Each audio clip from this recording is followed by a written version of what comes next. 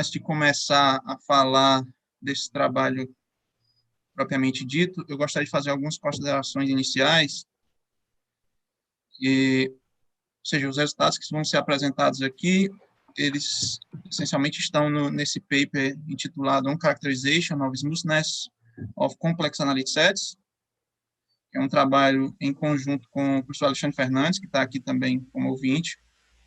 Vai ser ótimo, porque ele vai poder me auxiliar em possíveis perguntas, mais tranquilo. Para quem desejar ter acesso aos detalhes de qualquer coisa que eu falar aqui, você pode encontrar esse paper, esse preprint, na minha página do ResearchGate. Se encontra aí. Ou seja, não sei, possivelmente vocês não vão conseguir decorar o link, mas se vocês pesquisarem ResearchGate, meu nome, José de Sampaio, não devem aparecer muitos. Outra coisa que eu gostaria de dizer é que eu vou, na verdade, pedir desculpa por qualquer errata que vai aparecer aí no slide. Eu percebi que até os últimos minutos que eu estava olhando ainda estavam aparecendo, e já me desculpo antecipadamente. Bom, então, a ideia, eu vou começar falando sobre, ou seja, falar um pouco da introdução e a motivação do trabalho, sem dizer, essencialmente, o trabalho de partida, tá? Bom, eu gostaria, deixa eu só minimizar aqui, porque eu não estou conseguindo ver. Eu gostaria de relembrar um dos resultados mais conhecidos do nosso tempo aí, que a gente, na verdade, conhece como conjectura de Poincaré, mas, na verdade, agora é teorema, né, provado pelo Perelman.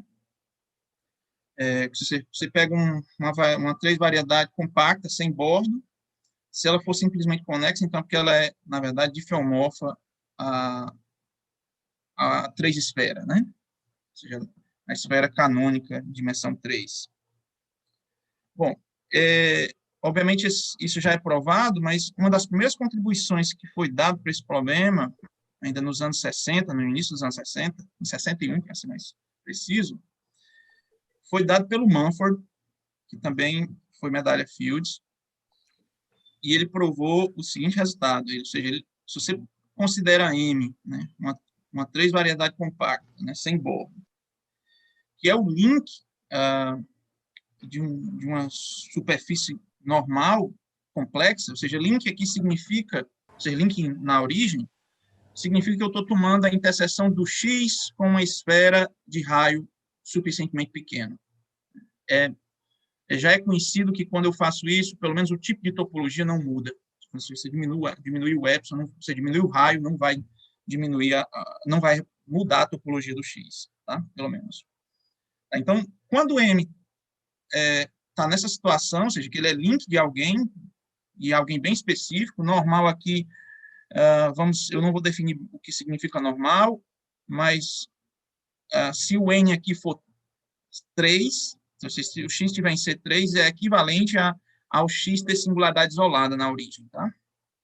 Então, se o M é link de um certo X desse tipo, e é simplesmente conexo, então o que ele provou foi que o X é suave na origem, e, em particular, o que você mostra é que o link também, ou seja, o M, é uma três variedade, ou seja, uma três esfera, difeomorficamente uma três esfera.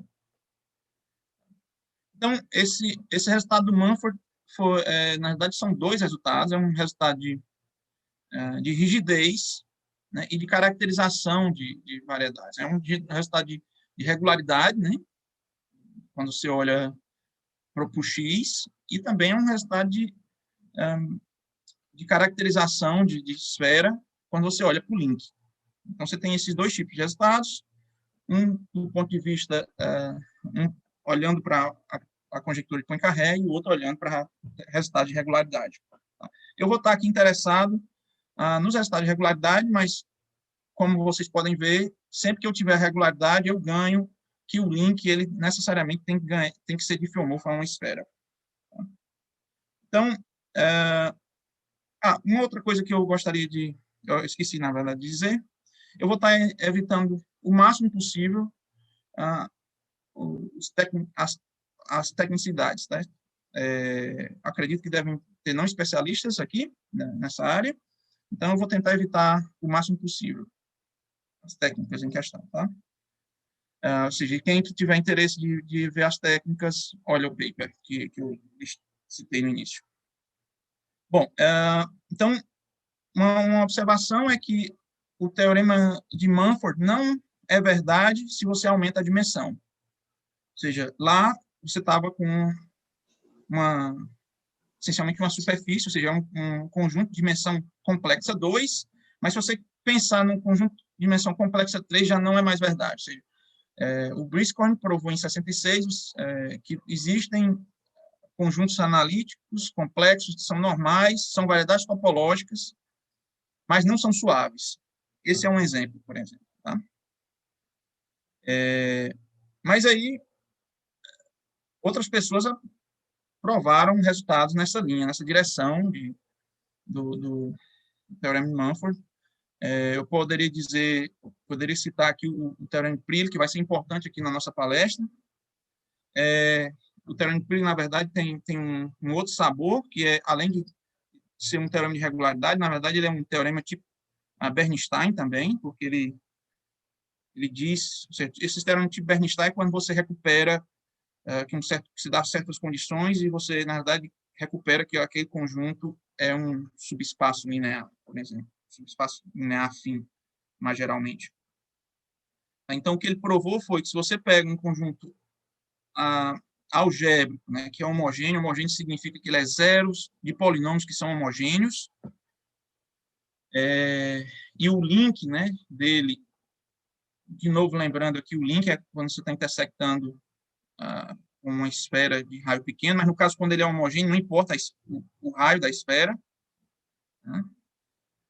Então, o que ele mostrou foi que se esse link ele é 2K menos 2 conexo, onde cai a dimensão complexa do X, então o X necessariamente tem que ser um subespaço afim. E, em particular, o link é mais do que um difeomorfo a uma esfera, ele é isométrico. Né? De fato, é uma esfera, propriamente dito, uma vez que o espaço você está intersectando um plano, né? Um espaço linear.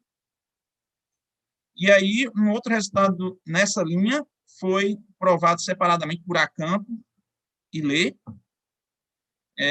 Na verdade, eles provaram que se você tem uma hipersuperfície complexa, ou seja, zero de uma função analítica, que é uma subvariedade topológica, necessariamente essa subvariedade tem que ser suave. Isso é um outro resultado nessa linha. Necessariamente, aqui, eu tenho que impor uma condição de subvariedade, por isso que está escrito aí, né, subvariedade topológica. Só variedade topológica não é suficiente. Né? Já foi visto no teorema de Briscoe, no slide, 2 slides anteriores.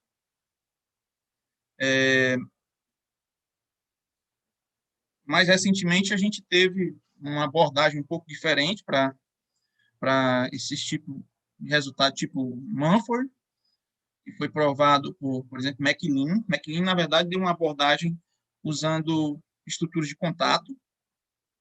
Se você pega, ou seja, ele estendeu o resultado do Mumford ou seja, para a dimensão 3, Mumford é a dimensão 2, mas se ele colocar uma certa condição extra, o resultado é verdade em dimensão 3, e o resultado foi como está escrito aí, né? Você pega X, um conjunto analítico complexo, dimensão 3, que tem uma singularidade isolada normal na origem. Então, se o link na origem, né, com a estrutura de contato canônico, ou seja, aquela que é herdada do CN, se você tem uma estrutura complexa em CN, você naturalmente herda uma estrutura de contato na esfera, e aí você olha isso como uma subvariedade de contato da esfera. Se for contato difeomorfo a esfera de dimensão 5, também com sua estrutura de contato canônica, então X é suave na origem. E reciprocamente, isso também é verdade. Essa parte é simples. Ou seja, então, na verdade, se tem esse teorema, e na verdade, esse teorema na verdade, tem uma conjectura. Ele deixou implícito nesse teorema do McLean, Esse foi um paper também recente, 2016, publicado no Inventiones. Mas aí ele deixou implícito e depois outras pessoas conjecturaram que, na verdade, esse resultado vale em qualquer dimensão. Ou seja, se você pega um conjunto k-dimensional com singularidade isolada normal na origem, então o conjunto é suave na origem, sim, somente se o link com sua estrutura de contato canônica é contato diffeomorfo à esfera na sua dimensão. E ou seja, então essa foi uma abordagem do ponto de vista de estrutura de contato. Recentemente também teve uma outra abordagem do ponto de vista da geometria Lipschitz, que foi provado por Pirbraí, Fernandes, Lê e eu. A gente provou que se você pega agora também um conjunto, agora aqui qualquer, não tinha condição nem no conjunto singular, nem na dimensão do conjunto, e muito menos na codimensão. Se a gente pedisse que o conjunto ele é bi-Lipschitz homeomorfo a um certo R2K, né? A gente pediu uma condição extra de ser semialgébrico. Entenda que semialgébrico como uma função ela é semialgébrica se o gráfico dela é dado por igualdades e desigualdades de polinômios. Então, se satisfazia essa certa condição extra, então é porque o x, na verdade, era suave. Reciprocamente, também sempre é verdade. Se o x for suave, então é porque ele bi-Lipschitz homeomorfo a um R2K. E aí, posteriormente, eu removi essa hipótese de semialgebricidade, ou seja, o mesmo resultado vale pedindo só bi-Lipschitz homeomorfo. Tá? Então, também você tem essa abordagem recente desse teorema de Mumford do ponto de vista da geometria Lipschitz. E mais recentemente ainda, foi apresentado um outro resultado desse tipo por Javier Fernandes Bobadilla, Maria Pereira, Sônia Hens e também eu. A gente provou, na verdade, a gente introduziu uma teoria de homologia. Essa teoria de homologia, essencialmente, ela veio para detectar as propriedades finas da geometria Lipschitz.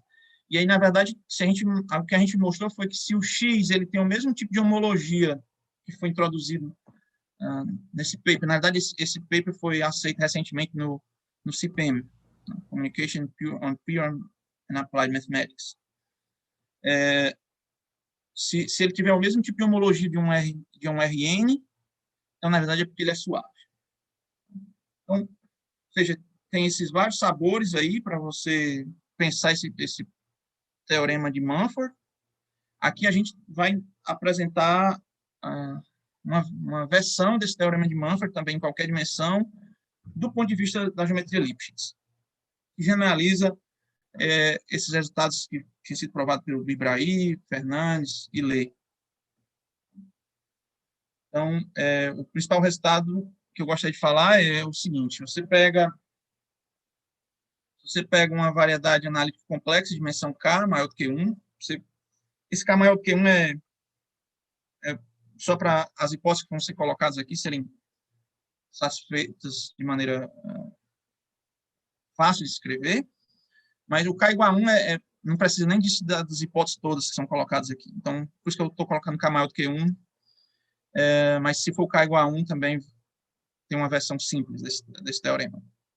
Então, se você assume que o X ele é um CLNE, eu vou já definir o que significa isso, e o link é simplesmente conexo, então vale as seguintes hipóteses, ou seja, tudo é equivalente que eu vou listar agora.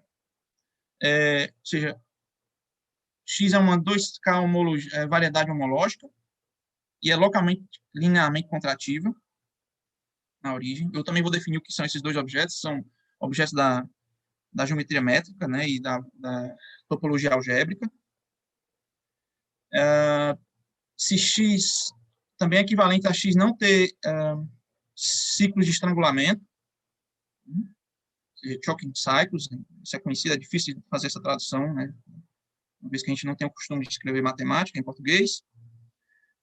mas uma tradução boa era essa que eu falei agora. E o link tem homologia trivial entre as dimensões 2 até 2k-2. Satisfaz isso também, é equivalente ao link do conitangente ter homologia trivial da dimensão 2 até 2k-2.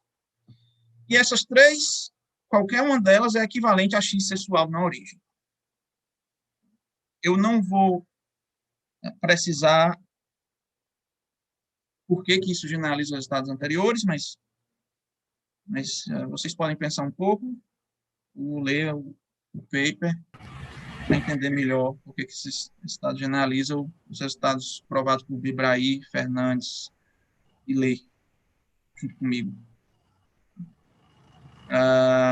Bom, então, esse é o teorema que eu gostaria de estar falando hoje. Eu vou falar algumas aplicações dele no final. Outra coisa é que... vou falar de alguns preliminares agora. Sim, acabei esquecendo de dizer que o C suave, né, não é difícil provar que esse conjunto aí XT definido dessa maneira, está aparecendo aí embaixo, ele é difeomorfo à esfera, para T pequeno, em qualquer uma dessas hipóteses que apareça aí. Ou seja, é um resultado, você pode ver esse resultado como um resultado de regularidade, mas você pode ver esse resultado como um resultado também de caracterização de esferas. Esses teoremas de esfera, né, que a gente chama. Bom, muito bem. Então, os preliminares, eu vou definir a distância intrínseca de um conjunto.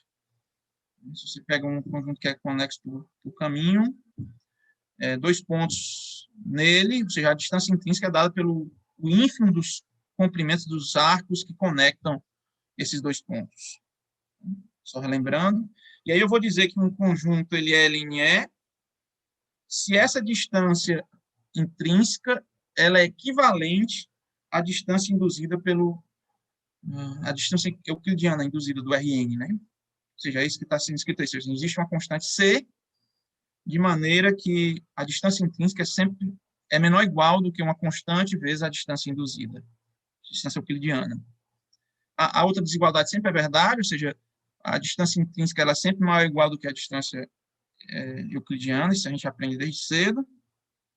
E aí eu vou, nesse caso em particular, eu vou chamar de CLNE para enfatizar essa constante C, já colocar as duas informações. Eu estou dizendo que as duas distâncias são equivalentes e eu estou dizendo quem é a constante que está dando essa equivalência. Tá? Também eu vou dizer que um conjunto é LNE num ponto, se ele é LNE em alguma vizinhança daquele ponto. Ou seja, você tem uma vizinhança do ponto, quando você faz a interseção, dá um LNE nessa definição que a gente está apresentando. E aí eu vou dizer que um conjunto ele é LLNE, ou seja, Link Lipschitz Normal Embedded. Só um parêntese, essa noção de Lipschitz Normal Embedded é muito usada na geometria diferencial, e ali é usado o termo de quase convexo. No ponto de vista, você está num ambiente suave, os geômetras diferenciais usam o termo quase convexo para dizer Lipschitz Normal Embedded para a gente aqui, tá? Só para fazer o link. Então, eu vou dizer que o conjunto é link LNE, ou LLNE, em P, se quando eu olho para esse XT definido como está aqui, né, esse cara ele é CLNE para todo T pequeno. Ou seja, existe um C que ele é CLNE para todo T pequeno, de maneira uniforme. Ou seja, existe um C que vai valer para todo XT. Ou seja, LNE e mais do que isso, a constante é uniforme. Aí, eu gostaria de observar que essas noções, apesar de parecerem um pouco distintas, em um paper em progresso, junto com Rodrigo Mendes, que é professor da Unilab, a gente provou que, na verdade, essas duas noções, a noção de LNE e LLNE, são equivalentes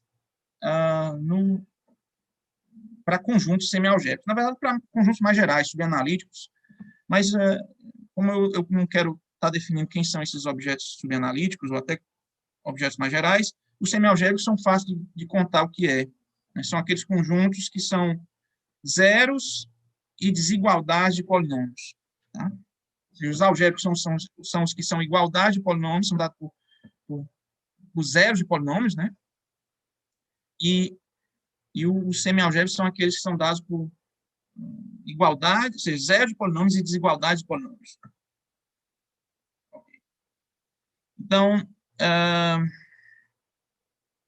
alguns exemplos para a gente entender melhor essas noções. Ou seja, se você pega um conjunto semialgébrico, que eu defini agora há pouco tempo, se você tiver um homomorfismo bi-Lipschitz semialgébrico de x para um certo RD, então x ele é LLNE. Tá?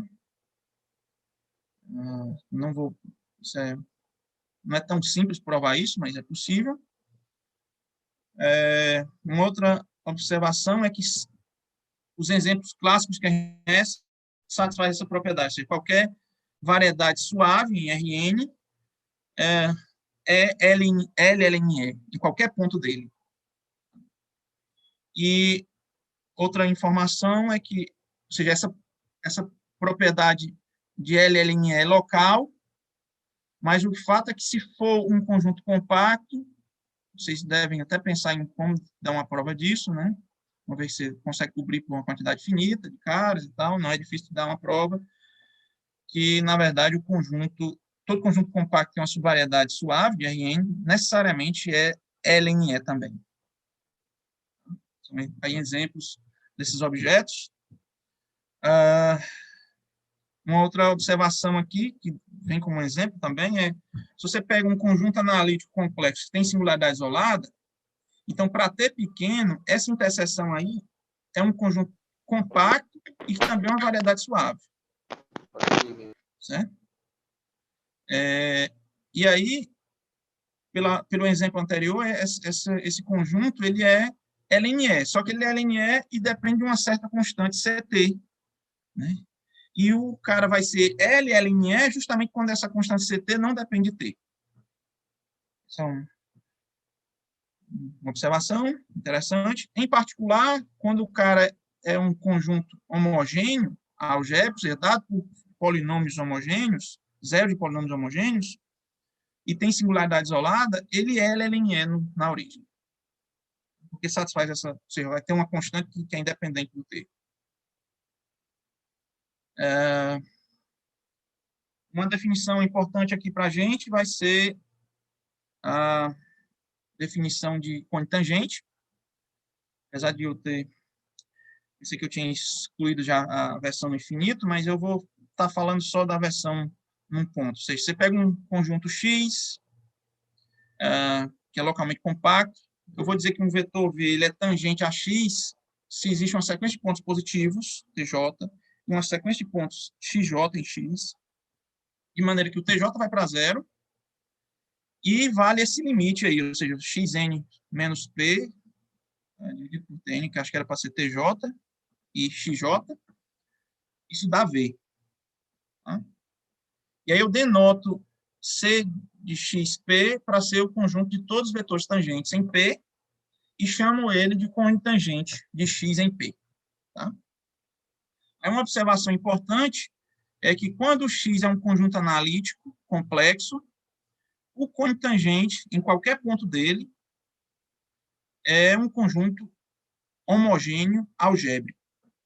Tá? Ou seja, dado por zeros de polinômios homogêneos. Isso vai ser importante no futuro. Tá? Outra definição importante é que eu gostaria, né, se está nas hipóteses do teorema, é a definição de localmente linearmente contratível. Eu vou dizer que um espaço métrico ele é localmente linearmente contratível, LLC, abreviar isso. Se para todo compacto K existe um número RK, K, e um CK maior ou igual a 1, tá? O que qualquer bola que você pegue de raio R no espaço, centrada num ponto x de k, e esse R seja menor do que esse RK que foi dado, que depende do K, ele se contrai numa bola, ou seja, na bola CKR. Esse linearmente é justamente porque aqui é linear, ou seja, você está multiplicando CK vezes R. Ou seja, você tem uma maneira linear de qualquer bola que você pegue no espaço, talvez você não consiga contrair dentro dessa bola, mas existe uma bola um pouco maior que você consegue contrair aquela bola na bola maior, no espaço. Isso é uma condição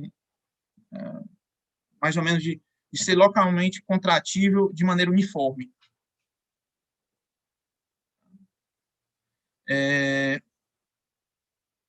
E aí, um espaço que é separável e metrizável, eu vou dizer que ela é uma variedade N homológica, uma N variedade homológica, se ele for dimensão finita, localmente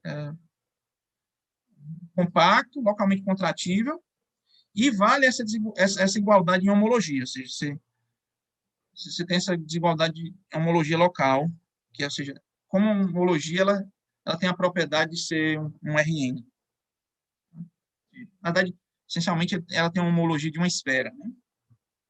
Aqui, essencialmente, é a homologia da esfera. Isso é o que vai ser uma N variedade homológica para a gente.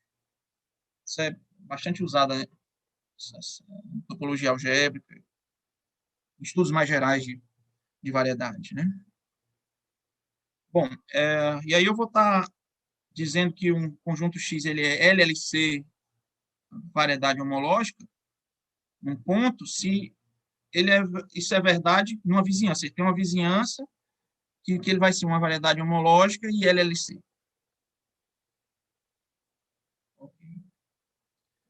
E aí outra definição que falta também nas nossas hipóteses é a definição de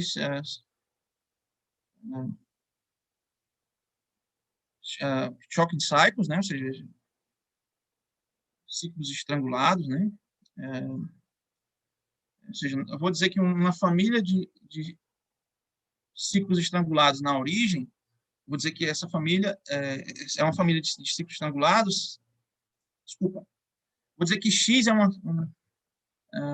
tem uma família de ciclos estrangulados na origem se existe números maior ou igual a 1, lambda, e delta maior que 0. Esqueça esse RESP, ainda é um problema, uma errata aí. E também existe uma família de ciclos singulares integrais, dimensão n, que se T, tal que, ou seja, em xt dado dessa maneira, que está aqui, e o diâmetro desse ciclo vai para zero quando o T vai para zero. E mais que isso, ou seja, esses ciclos vão para zero e eles são bordos de alguém, ou seja, são bordos de cadeias que não vão para zero. É isso que está sendo dito aqui. Né? Ou seja, existe uma família de cadeias singulares que o bordo delas dá o que se T, mas quando você olha para o diâmetro, isso não vai para zero. O limite ínfimo desses diâmetros fica longe de zero. Tá? Isso, na verdade, isso não é novo, esses ciclos estrangulados, eles, na verdade, já aparecem num paper anterior do Bibraí, Fernandes, Grandjean e Ocher. Lá eles apresentaram a existência desses Fockhorns, e isso foi uma obstrução para um conjunto ser bi-Lipschitz homeomorfo a um cone. Isso é importante na teoria para entender bem a geometria Lipschitz de conjuntos analíticos complexos. Bom, então, uma informação que é importante aqui, eu vou estar trabalhando com conjuntos analíticos que têm dimensão pura, se eu não vou estar permitindo aqueles conjuntos, por exemplo, um plano unido com uma reta, eu não vou estar permitindo esse tipo de coisa. Tá? E aí eu vou definir multiplicidade, porque vai ser uma coisa usada no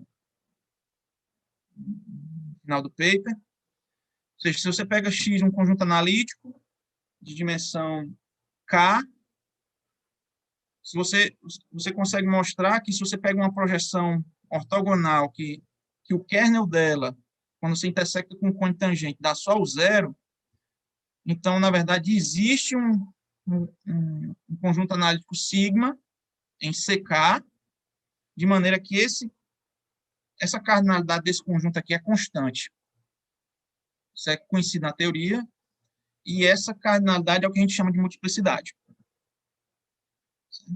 E aí, ou seja, esse número não depende do T, e também é mostrado que não depende dessa projeção π que se satisfaz a propriedade de ser transversal ao cone tangente. Então, multiplicidade para a gente vai ser essa é uma definição geométrica, a gente tem várias definições equivalentes, essa multiplicidade tem definição algébrica, tem definição de teoria da medida, mas a que a gente vai estar usando é essa aqui, tá? Então, eu gostaria de voltar para o resultado principal de novo, só que eu gostaria de, antes de falar do resultado principal, eu gostaria de falar de um resultado importante, resultado-chave para a prova do teorema, que eu vou estar enunciando ele como um resultado quase principal, se vocês me permitem usar esse termo. Ou seja, se você pega dois conjuntos compactos, que são semialgébricos, na verdade, mais geralmente subanalíticos, e eu não vou definir o que é isso, né? E você define esse ε0 de xi para ser o maior número real possível. Na verdade, eu falei número real, mas se esses caras forem simplesmente conexos, isso pode ser infinito. Tá? Satisfazendo a seguinte propriedade: qualquer loop em xi com tamanho menor, ou seja, com comprimento menor do que esse ε0, ele é homotopicamente trivial, ou seja, você consegue contrair esse loop para um ponto. Se você pega o maior com essa propriedade. E aí o fato é que quando o x é compacto e semialgébrico, esse número é positivo. Existe esse número. Não é difícil de provar. Tá? E aí o teorema diz o seguinte: se você pega dois conjuntos desse jeito, né, que a distância de Hausdorff entre eles é menor do que ε0 sobre 20 vezes c ao quadrado, esse 20 é importante, né, o c foi o c que está aparecendo aqui de ser em C ln E, tá? Na hipótese. Então, se vale isso, então, na verdade, você consegue um epimorfismo do grupo fundamental do π1 para do x1 para o x0. Certo? E aí, na verdade, vale mais. Se essa distância ela é menor do que o mínimo dos dois, é menor do que esse número para o x0 e para o x1, então, na verdade, você tem direito de escolher esse epimorfismo sendo um isomorfismo. Eu não vou dar uma prova para esse teorema, mas eu vou dizer mais ou menos como é que... Acho que eu não vou ter tempo. O que eu vi aqui, eu não vou ter tempo para dizer nem como definir. Eu vou passar. Infelizmente, eu percebi que... Eu só gostaria de observar que a hipótese C ln é importante. Por exemplo, você pode pegar essa família de círculos topológicos, né? Ou seja, que você está convergindo essa parte, você está colapsando essa parte ó, que está aqui no meio, né? Ou seja, essencialmente, o que é verdade é que esse conjunto e esse, se você faz isso aqui muito pequeno, a distância de Hausdorff desse conjunto para esse vai para zero. Certo? Mas, obviamente, você não consegue sobreajetividade do grupo fundamental daqui para cá, né, do ST para o S0, porque isso aqui é livre, né? Um grupo livre, esse aqui é um Z. Você não consegue isso. Né? Esse é um exemplo bem particular da dimensão, mas é fácil de dar exemplo em dimensão maior. Né? Ou seja, um exemplo em dimensão maior é você pega um toro e faz esse mesmo tipo de processo. Você colapsa e fica essa união de dois toros pinchados aí, né? Esse wedge de dois toros pinchados. E o fato é que também você não tem sobreajetividade do grupo fundamental do TT para o T0. E o problema é que esses caras não são LNE com constante uniforme. Você não consegue isso. Aí, devido a não conseguir, ou seja, isso é mostrando que a hipótese de colocar LNE na história é importante no teorema. Tá? E aí, uma consequência importante é que, se você pega um conjunto fechado subanalítico, se o conjunto fosse LLNE na origem, então, na verdade, você consegue um epimorfismo do grupo fundamental do link do X para o link do cone tangente do X na origem. Estou chamando de X0. Aqui, ou seja, a interseção é com uma esfera de raio 1, porque o cone tangente ele é invariante por motetia. Então, não importa a esfera que você intersecta, dá sempre o mesmo tipo topológico. E aí a gente vai usar isso. Então, em particular, para o descolorário, o que você ganha é, se o link de X for simplesmente conexo, necessariamente o link do cone tangente tem que ser simplesmente conexo. Isso vai ser usado fortemente. Então, eu volto aqui de novo o teorema, as hipóteses, né?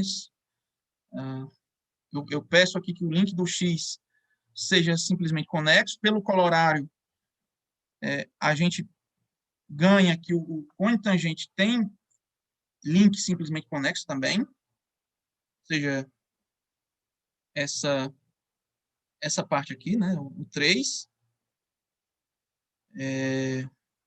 Na verdade, eu pensei em dar ideias das provas desses caras, mas eu acho que vai ser muito difícil dar ideias.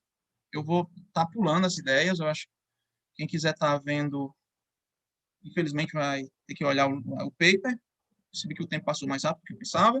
Bom, mas aí, o fato é que, rapidamente, olhando aqui para as hipóteses, não é difícil provar que 4 implica 1, 2 e 3. E aí a ideia da prova é provar que o 1 implica 3, que o 2 implica 3 e o 3 implica 4. A ferramenta principal do 1 implica 3 é mostrar que o X é um cara localmente all-force regular. Eu vou já dizer, ainda vou pelo menos definir o que significa isso. E é usado fortemente a propriedade de X ser um conjunto analítico complexo e, em particular, localmente minimizar volume.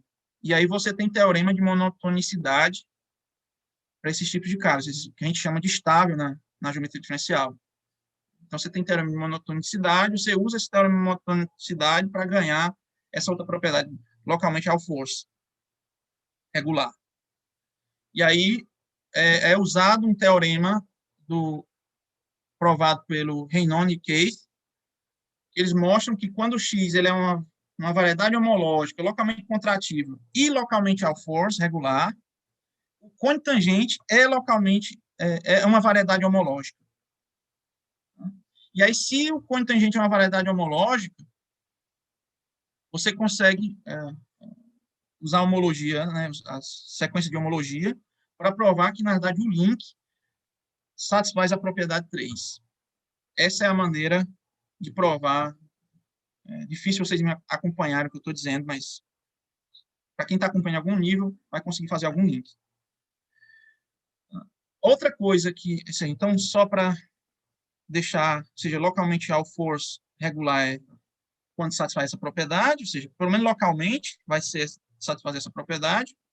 A definição de cone tangente é local, então, se eu quero calcular o cone tangente em P, o cone tangente de X é a mesma coisa do cone tangente de X intersectado com a bola, centrada em P, no cone tangente de P, né? Então, eu uso fortemente o fato de X ser minimizar a área, volume localmente, para ganhar esse teorema. Tá? Ou seja, eu uso fortemente para ganhar essa desigualdade aqui. Né? Ou seja, você tem o teorema da monotonicidade para ganhar essa desigualdade. E aí eu defino CK dessa maneira e ganho all-force. Ou seja, e aí, como eu citei, eu uso o teorema do Reinone e Keith para ganhar que o C-cone é uma variedade homológica. E aí eu uso de maneira trivial a sequências exatas de homologia para ganhar que a homologia do link é trivial nesse intervalo aqui.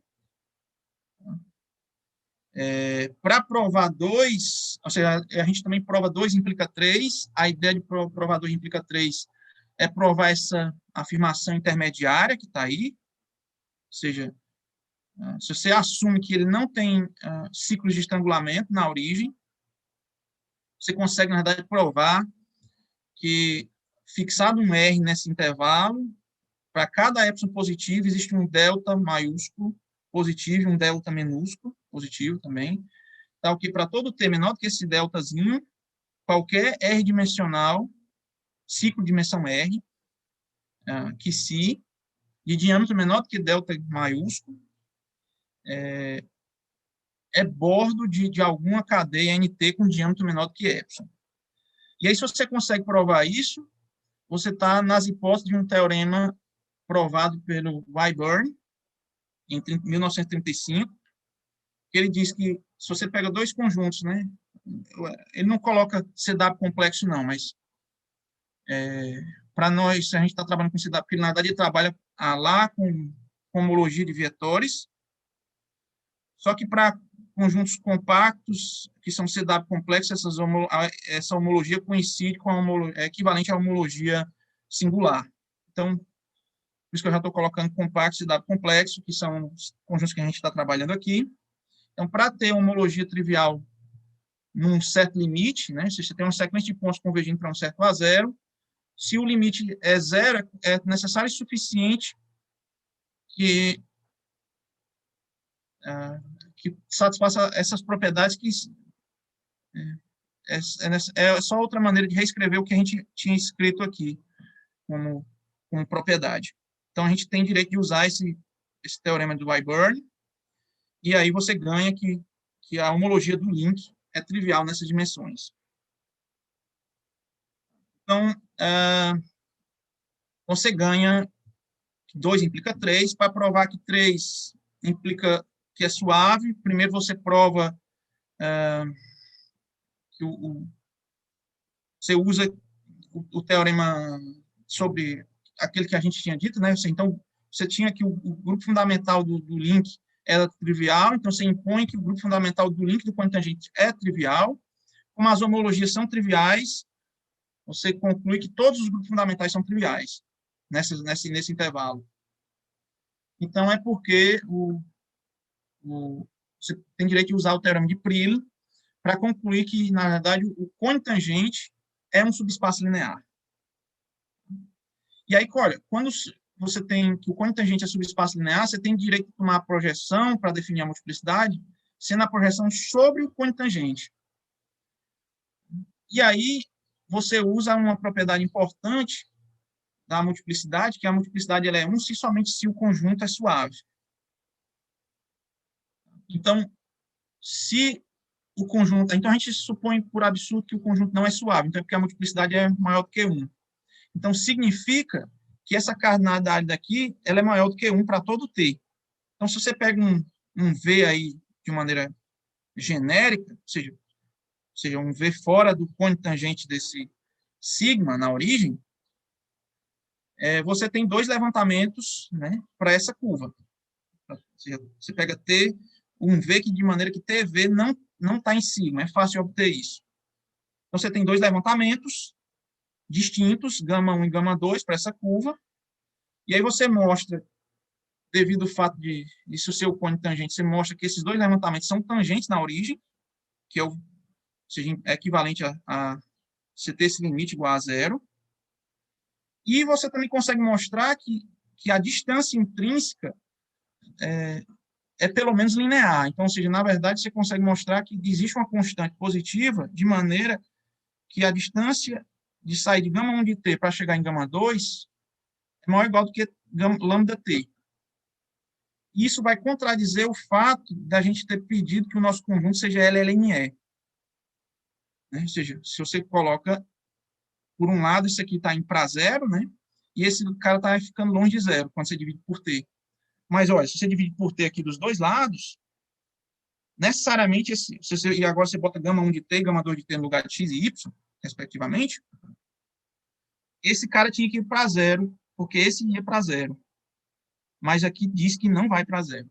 Isso é uma contradição, e a contradição saiu de nós assumirmos que X não era suave, então é porque X é suave. E a gente prova o teorema. Eu acho que a gente começou uns 3 minutinhos depois, eu não vou ter tempo Isso. de falar. Edson, pode ficar tranquilo, a gente começou um tempinho depois, então pode, se quiser continuar, fica à vontade. Pronto, então eu acho que eu vou usar uns 4 minutinhos, essencialmente, até 55, tá, pessoal? Só para concluir algumas, eu não vou ter tempo de falar dos exemplos, quem quiser, ou seja, tem uma análise as condições foram colocadas, a gente tem alguns exemplos que mostram que a gente consegue provar que quase todas as hipóteses não podem ser retiradas. Não consegue provar que todas podem ser retiradas, mas a gente analisa várias hipóteses que você não pode retirar nenhuma delas, tá? E eu não vou ter tempo de falar disso, mas eu gostaria de falar pelo menos de 2 aplicações interessantes, que são uma usando, ou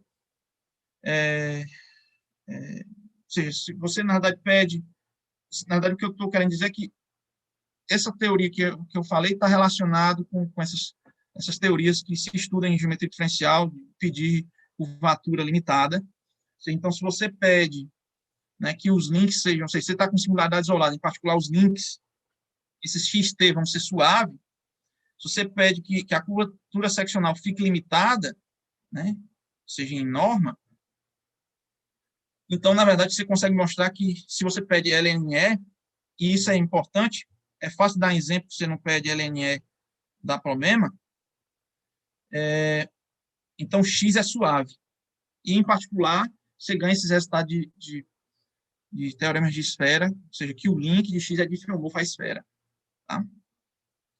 E um outro resultado interessante é que a gente também ganha um teorema tipo Liouville, desculpa, um teorema tipo Bernstein, ou seja, a gente dando condições mais ou menos mínimas, ou seja, condições métricas ou topológicas no conjunto, a gente obtém que o conjunto, na verdade, é um subespaço linear. Ou seja, fazendo uma mímica da prova, no caso local, ou seja, você tem uma maneira de definir o que significa LLNE no infinito, é fácil de estender a definição, o que significa o link no infinito é intersectado com bolas de raio suficientemente grande.